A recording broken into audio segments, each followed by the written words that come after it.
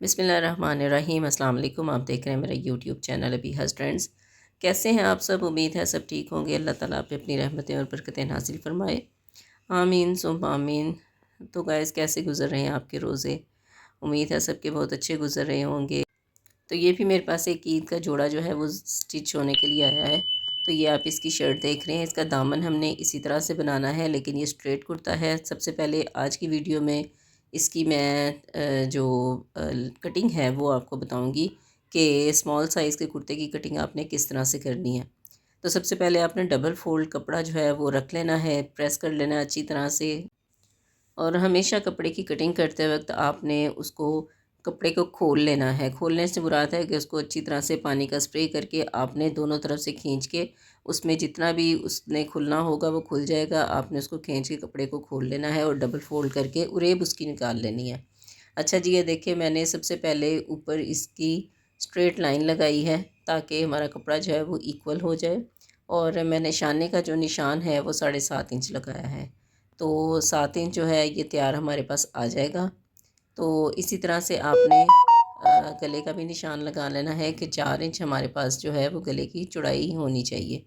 4 inch या 7 inch जितनी आप 4 इंच या सॉरी 3 इंच आप जितनी रखना चाहें।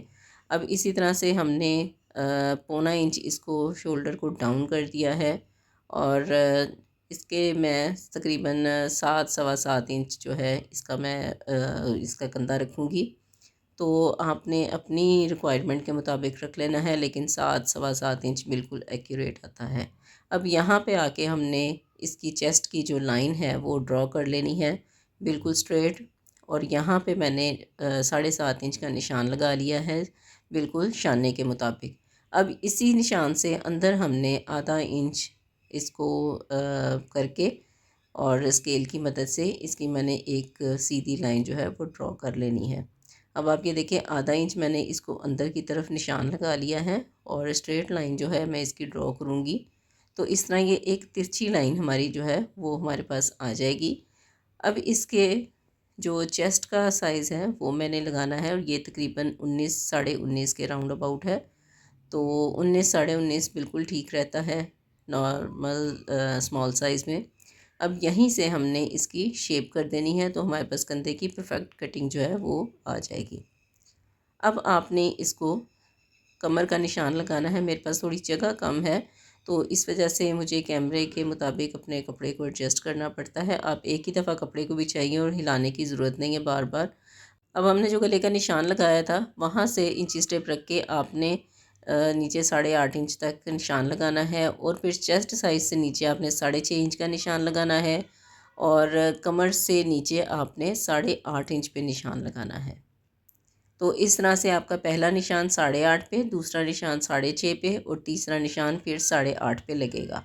ये मैं आपको स्ट्रेट कुर्ते का बता रही हूँ, क्योंकि जो स्ट्रेट कुर्ता होता है उसके चौक हमेशा ज़्यादा बंद होते हैं, यानी कि फ़िटिंग की सिलाई जो है आपकी ज़्यादा लंबी लगती है और चौक आपके छोटे होते हैं। जबकि जो फ़िटिंग वाली शर्ट होती है उसके चौक हमेशा थोड़े से ऊपर होते हैं, यानी कि चौक जो है वो लंबे होते हैं और साइड की सिलाई हम थोड़ी छोटी लगाते हैं। यानी कि इस तरह से आप देख लें कि कुर्ता जो है वो हम स्ट्रेट 14.5 इंच पे निशान लगाते हैं फ़िटिंग की सिलाई का। और जो फ़िटिंग वाली शर्ट होती है उसकी फ़िटिंग का निशान हम 12.5 इंच पे लगाते हैं। तो इस तरह से हमने ये 3 निशान अपने जो हैं वो लगा लेने हैं। और ये देखेंगे चेस्ट, कमर और हिप का निशान हमारे पास आ गया। अब मैंने अगर 19.5 इंच अपनी चेस्ट साइज़ रखा है तो इसी तरह मैंने कमर का साइज़ 19 रखा है। और इसी तरह मैंने हिप का साइज़ जो है वो 22 रखा है। अब काफ़ी लोगों के ज़हन में ये सवाल आएगा कि 22 इंच जो है वो हिप साइज़ क्यों रखा है, जबकि 19 इंच 19.5 इंच चेस्ट रखी है। तो वो इसलिए कि जब हमारा जो कुर्ता है वो हम साइड की सिलाई ज़्यादा लगाते हैं, लॉन्ग लगाते हैं, तो वो फिर हमारी हिप्स को कवर करता है। तो अगर हम यहाँ से तंग रखेंगे तो वो एक बोतल की तरह हमारे जो शर्ट है वो फंस जाएगी। तो फिटिंग वाली शर्ट पे जब आपने इसका साइज़ रखना है तो आपने 21 इंच रखना है और अगर कुर्ते का रखना है तो फिर 22 इंच पे रखना है। इसका दामन जो है मेरे क्लाइंट का 24 इंचज़ है। आप चाहें तो आप इसको 23 भी रख सकते हैं, स्ट्रेट भी कर सकते हैं। अब मैं दामन से हिप तक एक स्ट्रेट लाइन जो है वो ड्रॉ कर लूँगी। कुर्ते का और फिटिंग वाली शर्ट का थोड़ा सा फ़र्क होता है, तो आपने इस चीज़ को समझना है। अगर आपने इसको साइड से वैसे ही चौक जो है वो मोड़ने हैं, तो आप थोड़ा सा 1.5 इंच रख लीजिए फैब्रिक इसकी साइड का। लेकिन अगर आपने साइड पे पाइपिंग करनी है या आपने इन साइड जो है वो फेसिंग करनी है, तो आप इसको आधा इंच पौना इंच भी रख सकते हैं। तो मैंने 1 इंच रखा है। अगर मुझे ज़्यादा लगेगा तो मैं इसको बाद में देख लूँगी, और अगर मुझे कटिंग करनी पड़ी तो मैं कर लूँगी। अब इसकी फ़िटिंग का भी जो हमने इसी तरह से निशान लगा लेने हैं, और फ़िटिंग में हमेशा थोड़ा सा 1-1.5 इंच का मार्जिन जो है वो रखना चाहिए।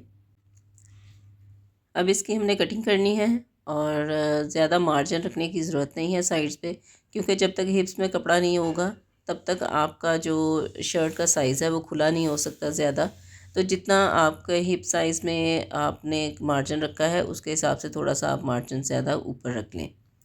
अब इसकी कटिंग जो है मैंने सारी कर लेनी है, और ये देखें ये चौक तक मैंने इसको कट कर लिया है।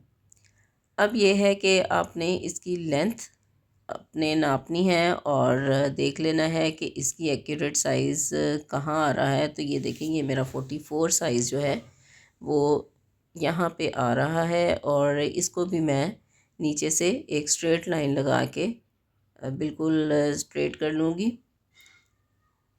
अब मुझे यहाँ तक अपनी शर्ट जो है तैयार रखनी है।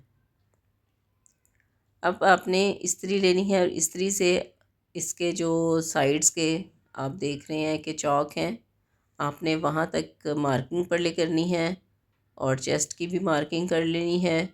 और इसके बाद हमने इसको इस्त्री से मोड़ लेना है। इस्त्री से इसको प्रेस करने का, इसको मोड़ने का आपको फ़ायदा ये होगा कि आपको पता चल जाएगा कि इधर तक हमने सिलाई करनी है, अपनी पाइपिंग लगानी है या फेसिंग लगानी है, या जो भी आपने इसको करना है, आप इसको बड़े अच्छे तरीके से प्रोफेशनल तरीके से कर सकेंगी। तो इन छोटी छोटी चीज़ों का बहुत फ़ायदा होता है। अगर आप वीडियो स्किप कर कर के देखते हैं तो उसका फ़ायदा कोई नहीं है। आप बेसिक चीज़ें देख लेते हैं, लेकिन उसमें बहुत सारी छोटी छोटी चीज़ें रह जाती हैं जो आपको बहुत फ़ायदा देती हैं। अब इस शर्ट का जो दामन है वो मैंने इस तरह से बनाया है, और ये गुम सिलाई के साथ मैंने सारी इसकी जो इनसाइड लेस लगाई है, और मैंने बगैर कटिंग की ये लगाई है। तो आपने इसकी वीडियो भी ज़रूर देखनी है। इंशाल्लाह मैं 1-2 दिन में इसकी वीडियो भी अपलोड कर दूँगी कि बगैर कटिंग किए फैब्रिक को आप इस तरह से लेस किस तरह से लगा सकते हैं। और ये आजकल बहुत ट्रेंड में है इस तरह के चौक। तो मैंने भी सोचा कि चलो आपको बताती हूँ कि इसको कपड़े को कटिंग किए बगैर आप गुम सिलाई के साथ लेस कितने अच्छे तरीके से, और बहुत ही इजी तरीका है। तो इंशाल्लाह ताला आपको ज़रूर पसंद आएगा। तो वीडियो पसंद आई हो तो लाइक एंड शेयर ज़रूर कीजिएगा। फिर मिलेंगे अच्छी सी वीडियो के साथ। तब तक के लिए अल्लाह हाफ़िज़।